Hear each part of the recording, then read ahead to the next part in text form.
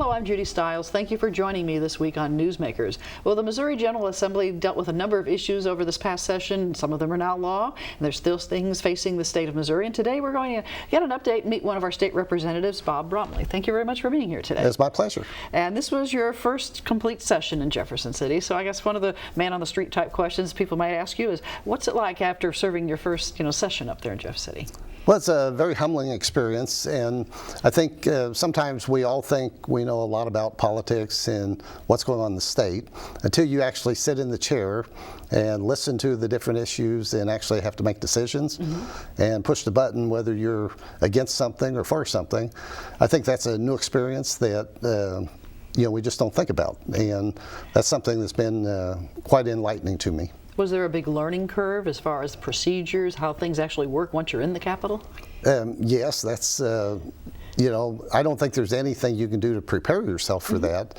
And one thing that I really have learned is that you really have to pay attention to the people that have been there. You have to pay attention to the groups that come through, and it takes a lot of studying to make sure that you're up to speed on these issues. And of course, we're recording this program in the summer, and a lot of people think, well, the legislators only work from January to May, but it's really, you're ongoing, keeping in touch with what's happening in the state. Yes, and I've answered about 5 phone calls today of people that had various issues. A lot of those were regarding Department of Revenue issues and maybe getting refund checks and things of that nature. And there's other people that had questions regarding visitation rights at prisons on why they can't take their whole family at the same time because they limit that. So there's just a wide gamut of different issues that you deal with, and a lot of times these things are not logical. They're something that you just have to work through. So you're really on call all the time. Yes, that is correct. Somebody's meeting you as you come down and walk down the street, or if it's meeting you by phone, they're And you would be amazed at how many different discussions you have in Walmart or in the grocery stores, or when you're pumping gas. Right. They say, hey, he's the guy I need to talk to. Right, exactly. Right. Well, for our viewers, let's clarify the district you represent. It's 162. Describe the area covered for that. Okay, well, District 162 is basically the north half of Joplin. If you take 7th Street all the way across town, it runs the entire length of Joplin. When you get on the west side and you get to 7th and Schiffendecker, it zigzags back and forth and goes all the way down to St. Mary's and Wildwood Ranch, all the way to the state line. And on the east side, it basically goes down right on this side of 249, all the way down to Flying J, and just a little bit in Newton County, and it picks up all of Dunawig, and then everything south of Broadway in Webb City, and pretty much everything south of Center Creek in Carl Junction. So it really kind of wraps around that. So basically about half of Joplin, maybe 2/3 of Webb City, and half of Carl Junction and Dunawig, and Duquesne's in there. Of course, obviously you live in the district, but have you learned more about the district representing it now, that the parts of the area that maybe you hadn't seen that much of before? Yes, absolutely, and we do a lot of school functions, and it really puts you in. All of my children went to Carl Junction School, so I'm very familiar with that. But when you start doing school functions at Joplin and also Webb City, you learn a true appreciation for everything that's going on. And the feeling around the area. Well, let's talk a little bit about this past session. If somebody were to say, well, tell me some of the key highlights from your perspective from the 2019 legislative session. What stands out? Well, I would say that some of the things that we had a new governor, and this governor, he was, just put in office because Governor Greitens had resigned. And there was a lot of change in the upper part. The Attorney General was appointed, the State Treasurer was appointed. So really you have almost a whole government structure at the top of the chain, plus our legislative group. We had 61 new legislators out of 163. So we had about, I think, 39 or 40% of the House of Representatives also changed over. So I think the session went kind of slow because of that. Right. And towards the end, I think it picked up, and I would say that overall I use this as a learning experience because there is a lot of procedures, a lot of ways you introduce your bills, a lot of ways that you work through your committee assignments, and so I use this as a learning session basically, and added a few amendments to different things, and just kind of, took my time learning. Right, so observe, so next year you'll understand that system Yes. and be able to put it into place. Well, some of the key issues or things that came out, of course, the budget's always something the legislature's perhaps number one priority is we have to have a budget in the state of Missouri. Right, the one thing that, we have to do, the only thing we're required to do as a legislative body is to produce a balanced budget. And Missouri is one of the states that does require a balanced budget, and this means that you have to work pretty hard at that. We're fortunate down in this part of the state that the Representative District 163, my adjoining district, is Representative Cody Smith, and he's the state budget chair. And when Scott Fitzpatrick moved out of that to go become state treasurer, well, then Cody moved up to be the chair of that. And so that's good for Southwest Missouri because we have a large footprint when it comes to budget items. Now, Southwest Missouri, I know in the past the representatives from this region have kind of, work together, communicate with each other because you're representing a region. Did you find that kind of unity among the other representatives from this area as well? Yes, out of, I would say there's 6 of us that are very close proximity to each other down here. And 5 of us, this was our first session. Right. And so we're all learning this together. And Cody Smith is in his second session, and he was a big help to the rest of us. And I think the one thing I will say is in Southwest Missouri, most of us do have very similar values and very similar constituents, and so it's very easy to work together. So you have those common interests and concerns that you're bringing to Jeff Yes. City. Now, looking at the budget overall that was able to pass a balanced budget, the tough decisions are being made. Some things, what do you spend more on? What do you spend? Are you happy with how it turned out this year as far as yes, and I will say that it's kind of like in your household. Even though $33 billion sounds like a lot of money, you could figure out the need if you had double that amount of money. Right. And so you really do have to use a lot of discretion on where this money goes because we have a lot of mental health issues, we have a lot of Medicaid issues, we have a lot of budgetary issues, and still we have to make sure we fund higher education, K through 12 education. And so there's a lot of demand on the budget, and naturally, everybody doesn't get what they want. But I will say that the revenues were good this year, and even though there was a tax decrease, those revenues were good. And so pretty much all the funding took place. The state employees, they're going to get a pay raise. They hadn't had one in several years, and I think they're allocated 3% raise, which is making a lot of those people happy. And so I would say overall that the budget process went really well, and I think most groups felt like they came out at least good or okay on that. And when you look around the country and the region, there's other states that aren't as fortunate as Missouri, having those budget changes. Yes, that's absolutely true. And we never have enough money for infrastructure. We never have enough money for all the needs of higher education or for K through 12 education.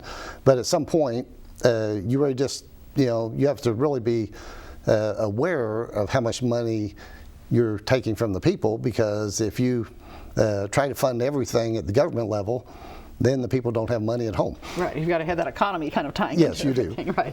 Well, you serve on a number of committees, I know, and I noticed that one of them is transportation. Yes, that's correct. Tell me about that committee. Someone says, well, what does the transportation committee do? How would you explain that to someone? Well, the first month we named highways, basically. Memorial signs on the side of the road. We see those signs, and even though that sounds very trivial, it's an important thing because when you have highway patrolmen or influential people that die in line of duty and things of that.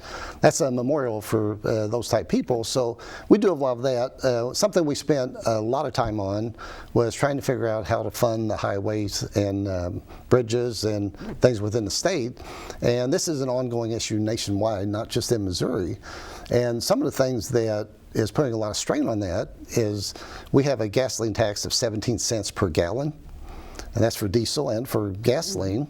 As everybody's aware, last year the voters turned down. Said we don't want to raise any more. We don't want to raise any more taxes, and so it turned down a 10-cent increase per gallon. We are the 49th lowest taxed state in the union when it comes to the fuel tax. All that being said, we have the 8th largest highway system. So when you put the numbers to that, that's hard to reconcile. And I would say the biggest surprise I had in the whole discussions of how we're going to fund the highways is a lot of people find this very unbelievable, but 46% of the amount of fuel purchased in Missouri comes from out-of-state people. Because of the interstates and the closeness to other state lines. Right, and so a lot of those times, you know, we're not collecting any, if we had a tax increase, a lot of the money to fund our roads would come from out-of-state people. When we travel out of state, we have a lot of, you know, toll roads. We have different things that are required for us to pay, and so we probably should be taxing at a higher rate. Right. So do you think, I know there were, like you say, a lot of discussions, you know, how can we solve this? It's something that's going to come again next session, and people look at, okay, we're fixing bridges. I know you have a bridge program. Yes. And yeah, and I think another thing that we have to look at is we look at how we fund all this and who's going to pay. The other thing, we have decrease in revenues because cars now get 30 miles a gallon. You're not buying as much gasoline to get we have a lot more hybrid cars, and electric cars, they really pay no fuel tax or very little. And it will become a big issue in the future on whether that's equitable or not, because if I'm driving an electric car, not buying any gasoline at all, you're driving right alongside of me in a gasoline car, you're paying road taxes, and I'm not. You're still wearing out the road with your tires. And right. And so those are all going to be issues that we're going to have to face, not just as Missouri residents, but as a nation. Tying that together. I know there's been a lot of talk nationwide of infrastructure. You mentioned it earlier. Do you feel that the federal government being able to help states accomplish some programs is an important aspect of doing this? I think it is, but I think ultimately the local people and the state people are probably best suited to know where the needs are, more so than the federal. And every time you get another layer of government involved, I'm not sure that adds to the efficiency of it. And even though, you know, it sounds good when we get a big chunk of money from the federal government, we also just gave a big chunk of our money to somebody else that the federal government gave it to. Everybody's put into that pot and it's being split. Right. And so you get to the point where I'm not sure the right reason is letting the federal government take care of our highway systems. Right. Well, other committees that you're involved on, explain other committee assignments that you Well, I'm on the utility committee, and in that utility committee, one of our big issues all along is just how do we maintain services? How do we make sure that we've got the right policies in place that allows utilities to stay in business, but yet we look out for the customers, kind of like the Public Service Commission to an extent. We want to make sure that the customers are getting a fair shake and that things are going, you know, smooth for them. And this was a very slow period this session for utilities. There really were not a lot of things that took place.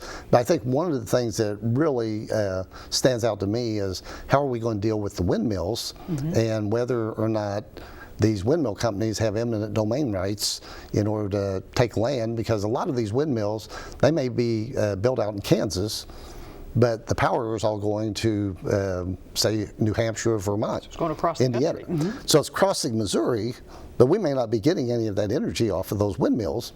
And so do those companies, are they classified as utilities? Are they going to be able to go across Missouri farmland and condemn that land in order to build their lines? And so there's issues of that nature. There's also issues, you know, on smaller bases on whether or not we should allow, you know, how do you let cable companies them compete? Do you let the water companies, and we had one issue where, you know, a lot of times now our water bills are combined with sewer bills. But in a lot of areas of the state, the water company and the sewer company are two different entities. So how do you make somebody pay their sewer bill? You can't cut their sewer off unless you dig up their line. Right. And so a lot of the issues we deal with are, you know, they may not even apply to this part of the state. They're just in different parts of the state. And the other thing is it's very difficult for companies to spend sometimes hundreds of millions of dollars in order to build infrastructure if they don't have a roadmap on how they're going to get to the end game on this. Right. So, and then I know some of the, probably the bigger cities and so forth, their infrastructure is starting to wear out on some of those utilities. Right, absolutely. To tie those together. And speaking of the larger cities versus smaller communities and so forth, how does that mix in Jefferson City? You have St. Louis, Kansas City as major metros. Then you have smaller regions like Southwest Missouri, Southeast Missouri, Northern Missouri. Well, a lot of times we have very common issues. a lot of times our issues are just totally different. And give you an example, in northern Missouri there's a lot of confined animal feeding operations. And we had a lot of debate on this. These places, they could have as many as 15,000 hogs in those. And when you have a building, these are all air conditioned, productivity is high. Obviously, you don't have those in St. Louis and Kansas City. Right. You have them in northern Missouri. The rural versus urban concerns, right? But when you vote for changes to these systems, everybody has one vote, the representatives from each district. Likewise, when there's a big issue on airport safety or something of that nature, there's a lot of places in the state of Missouri that they're a long ways from an airport. Right. And so sometimes you're dealing with things that you're not very familiar with because they are not very applicable to your area, but we all vote. And sometimes on these issues, we have to go to the other representatives and different entities, sometimes the senators, and we have to sit down with them and talk to them to find out, well, how does this actually impact your area? Because I don't get it, because it's not in my area. We don't have that situation, right. So that learning that you talked about earlier, you have to research and know what they're talking about on many of those issues and working them all together. Also, I noticed you worked with veterans as well, yes. The Veterans Committee. So. Well, most people I think know I'm an Army veteran and spent some time in Missouri National Guard, and this is one of those committees that we owe a lot to our veterans, and especially our combat veterans and the people that came back with injuries and the people that didn't come back. And this is, I would say this is just the best committee you can serve on, because we never see anything that we're able to help veterans with that we don't like. And the state of Missouri has really stepped up. They spend a lot of money on veterans activities, and we've done some things for veteran homes and things of that nature. And I will say that when you get on the Veterans Committee, there is no Democrats, there's no Republicans, there's no independents, there's no men, there's no women, there's no blacks, there's no whites. It's just a totally, we need to do what's right for the veterans. So everybody comes together on that. Yes, absolutely. And almost every vote is 100% just either unanimous or we're against it. We're going to have an opinion and go from there. So, well, that's great. A lot of things that are going on. I know, as I mentioned earlier, you're in the summer months as we're recording this, but you keep in touch with your constituents. I know just people call you. I have a copy of a newsletter that you send out. Tell me about that importance of being able to keep people informed. Well, some of the things I think a lot of times at my level of representation, what we're doing is we're here to help the people in our district. I'm not trying to solve national issues. I'm not trying to change the world. And when somebody has a problem locally, that becomes your problem to help solve. And every day I get phone calls from people, and it might be they're just having trouble with their tax refunds. There's some group of senior citizens now that they get a thing, it's they call it a tax rebate, but it's a tax credit for people that are living in subsidized housing. And these are all seniors that are living in different buildings. And so you get the you have a direct line to the people with Department of Revenue, or I've got somebody now, I'm working on an issue on how they can take 3 children to the prison to see their uncle, because they limit how many people they can take at the same time. Well, if you have a 10-year-old, an 8-year-old, and a 6-year-old, and you go past the limit, how do you go visit? Right. And so there's just a lot of issues that you never think of. I've been working on a utility issue the last few days with a gentleman, and he's got a bunch of rental houses.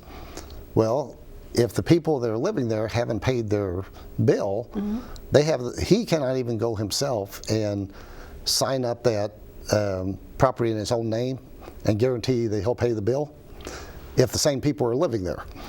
And so a lot of times, until these things actually come up and you get out meeting with the people, you don't even know it's an issue. Yeah. You help American Legions sometimes with their paperwork and hook them up with the right people. And so anyway, it's just, it's pretty much nonstop. It's unbelievable how much you can actually do.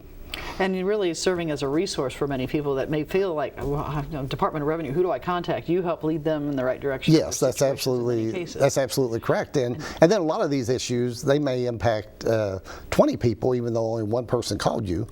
And so you can actually reach out and resolve some of those issues just because you know it's an issue now.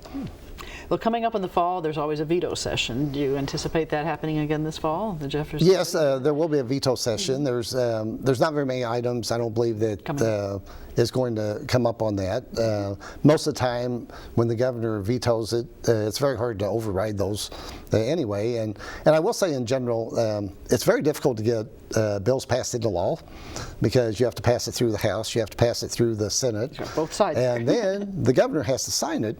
And it's very difficult, but I think that's a good thing because if we could pass laws very easily, it'd be like if next year, if I could change the funding from Missouri Southern from everything they got this year down to nothing, and then the next year it went back to everything they had before. You have to have some consistency, and when laws are very easy to change, you lose out on consistency. Right. So there's kind of a checks and balances there. Yes, there is a checks and balance, and I believe there were about 36 or 37 bills signed into law. So a lot of work for what comes out at the end when you see what was really passed and the accomplishments that are tying that together. So we're also going to be heading into, I guess, an election year coming up. The next session, the 2020, do you feel that will affect how the legislature works when you've got people running for governor for the statewide offices and things again? Oh, I don't know.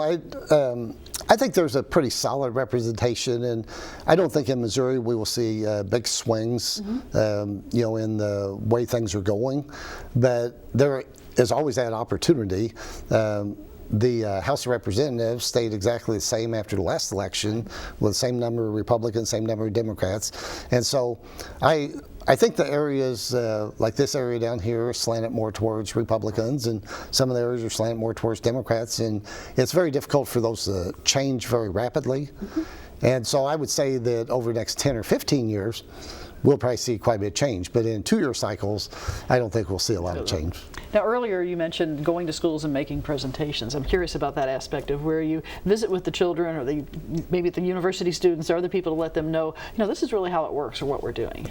Yeah, well, and a lot of times what we do is we not only visit the schools, but we'll talk to some of the classes, and sometimes we'll have just get-togethers where we'll meet with some of the teachers and different people. They'll come up to the Capitol, and then we have a lot of students that come up to the Capitol. The schools like to bring their 3rd and 4th graders. Good field trips. And so they come up on field trips, and we always take a lot of time to do that.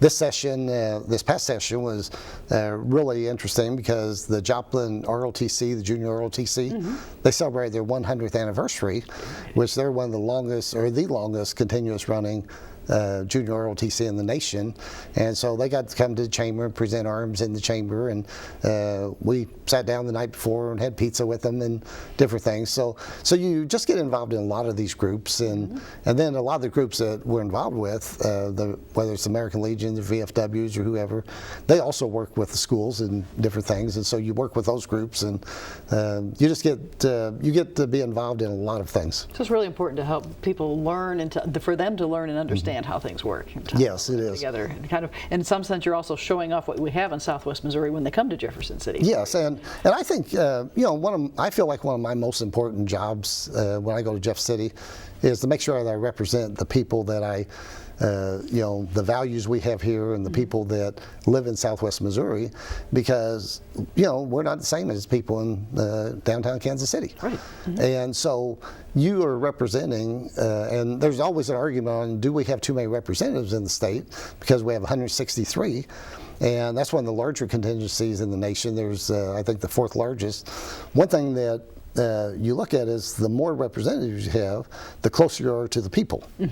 In California, they only have 80 state representatives. For the size of that state. For the size of that state. And so they actually represent about 500,000, I believe it's close to 500,000 constituents for each state representative. And in Missouri, we have about 38 or 39,000. And so it's much easier to, and in addition to that, if you don't know your neighbors and you don't know the people at church, you don't know the people at schools, chances are you're not going to get reelected. So you have to stay in contact with these people. When you have 500,000 people, it's very difficult to stay in contact with all of them and know all of their needs. Right, and for them to be able to feel like they could probably call you and talk to you too. Right. Like you've mentioned earlier, people aren't afraid to pick up the phone and call Right. and say, I've got this situation, Right. and working that together. So, well, what are you looking forward to most as we head into the next session next year, or this continuing what you're doing this summer? Well, I think the one thing I've got some pretty good ideas, I think, for some bills that I want to present and to work on. I think the most important thing that I want to take a look at is some of the legislation. I want to reword some of that to make it simpler and to reduce the volume of it, because I think what happens over time, things seem to just expand and expand and expand. And idea gets added onto. And Right.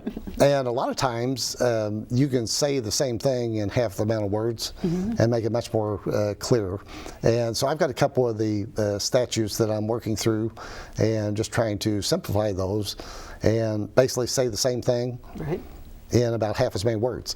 People can understand that better too. Right. And then I've got several bills that, one of the bills that I put out there this year, and it was the lady that I work with up there, legislative assistant, her family was in a very bad auto accident and they got hit by a drunk driver. And so and she's on a committee with the governor, they go around talking about this. So one of the things that I have found out, and when you get convicted of a drunk driving offense, you don't necessarily have to go through any victim impact panel.